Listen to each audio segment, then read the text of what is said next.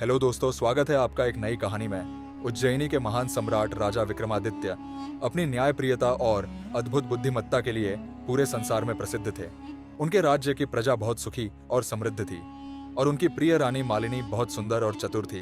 परंतु उसके मन में राजा विक्रमादित्य के लिए ना ही तो प्रेम था और ना ही निष्ठा। रानी मालिनी का संबंध गुप्त रूप से एक परदेशी राजकुमार अभिनव से था, जो उज्जैनी में व्यापार के बहाने रुका हुआ था।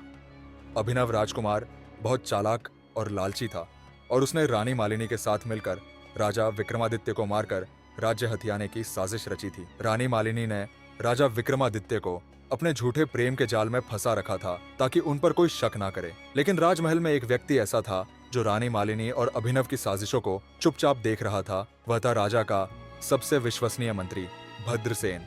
एक रात को रानी ने राजा से कहा, स्वामी, मैं आपके साथ जंगल में स्थित महादेव मंदिर जाना चाहती हूँ।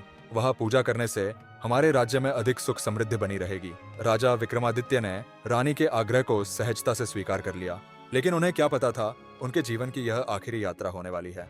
रानी मालिनी ने राजकुमार अभिनव को संकेत भिजवा दिया कि राजा को जंगल के बीच रास्ते में मार दिया जाए। योजना यह थी कि रास्ते में राजा को घात लगाकर खत्म कर दिया जाएगा और इसे एक डाकुओं का हमला बता दिया जाएगा। राजा विक्रमादित्य रानी मालिनी के साथ अपने सैनिकों के छोटे दल के साथ जंगल की ओर निकल जाते हैं। रास्ता घना सुनसान था। रानी ने चालाकी से कहा, स्वामी, यह जंगल कितना सुंदर लग रहा है। क्यों ना हम अपने सैनिकों को पीछे छोड़कर आगे बढ़े ताकि हम दोनों महादेव की पूजा बिना किसी रुकावट के कर सके। राजा को कोई संदेह नहीं हुआ। उन्होंने अपने सैनिकों को वहीं छोड़ दिया और रानी मालिनी के साथ आगे बढ़ गए। लेकिन भद्रसेन, जो चुपचाप इन घटनाओं को देख रहा था, राजा की सुरक्षा के लिए छुपकर उनके पीछे पीछे चलता हुआ आ रहा था। तभी जंगल के बीच में अचानक से राजा विक्रमादित्य पर घात लगाकर हमला किया गया। राजकुमार अभिनव और उसके सैनिकों ने उन्हें घेर लिया। राजा विक्रमादित्य चौंक गए और उन्होंने रानी मालिनी की ओर देखा। रानी की आंखों में एक ठंडी चमक थी। उसने हंसते हुए कहा, राजन, आपका राज्य अब हमारा होगा। यह सारा खेल मैंने और राजकुमार अभिनव ने मिलकर रचा है। राजा विक्रमादित्य को विश्वासघात की इस भयानक सच्चाई का सामना करना पड़ा, लेकिन उन्होंने संयम नहीं खोया और जल्दी से अपनी तलवार निकाली और अकेले ही उन साजिशकर्ताओं से युद्ध करना शुरू कर दिया। युद्ध भयंकर था, लेकिन राजकुमार अभिनव की सेना बहुत बड़ी थी। अकेले राजा विक्रमादित्य उनका सामना नहीं कर सके और घायल हो गए। और तभी राजकुमार अभिनव ने तलवार उठाते हुए कहा, अब उज्जैनी का सम्राट मैं हूँ। राजा विक्रमादित्य का अंत यही है। लेकिन तभी जंगल में एक भयंकर शेर की आवाज हुई। सभी चौंक कर पीछे हटे। शेर की आंखों में अजीब सी चमक थी, मानो वह किसी दिव्य शक्ति का प्रतीक हो। शेर ने राजकुमार अभिनव पर झपट्टा मारा और उसे मार गिराया। सैनिक घबरा गए और भाग खड़े हुए। यह देखकर रानी मालिनी कांपती हुई गिर पड़ी और राजा विक्रमादित्य के चरणों में रोते हुए गिड़गिड़ाने लगी, स्वामी, मुझसे भूल हो गई, मुझे क्षमा कर दीजिए।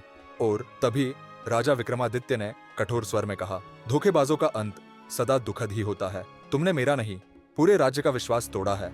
और तभी शेर अचानक से राजा विक्रमादित्य के पास आकर रुक गया और तभी एक आकाशवाणी होती है, हे राजा विक्रमादित्य, यह तुम्हारी एक परीक्षा थी।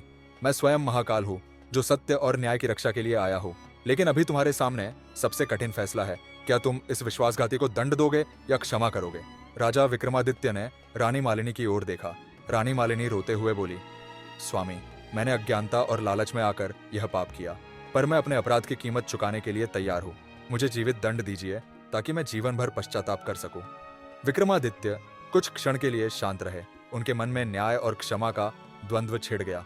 अंत में उन्होंने कहा, रानी मालिनी, विश्वासघात का दंड मृत्यु से भी अधिक होना चाहिए, इसीलिए तुम्हें उज्जैनी राज्य से निकाला जाता है। तुम कहीं और जाकर अपनी करनी का फल भोगो। वापस महल लौटते समय मंत्री भद्रसेन ने राजा विक्रमादित्य से कहा, राजन, आपने मालिनी को क्षमा कर दिया, लेकिन क्या आपको नहीं लगता कि यह संकट यही समाप्त नहीं हुआ? कभी कभी दुष्टता पश्चाताप के भेष में वापस लौट आती है। राजा विक्रमादित्य ने गंभीर स्वर में कहा, जो सच्चाई से दूर जाता है उसका अंत पहले ही लिखा जा चुका होता है। यदि वह लौटी तो महाकाल और न्याय का शेर फिर जागेगा और उसका अंत करेगा। दोस्तों, अगर आपको ये वीडियो अच्छा लगा हो तो इसे लाइक, कमेंट और शेयर जरूर करें। फिर मिलते हैं एक नई कहानी के साथ।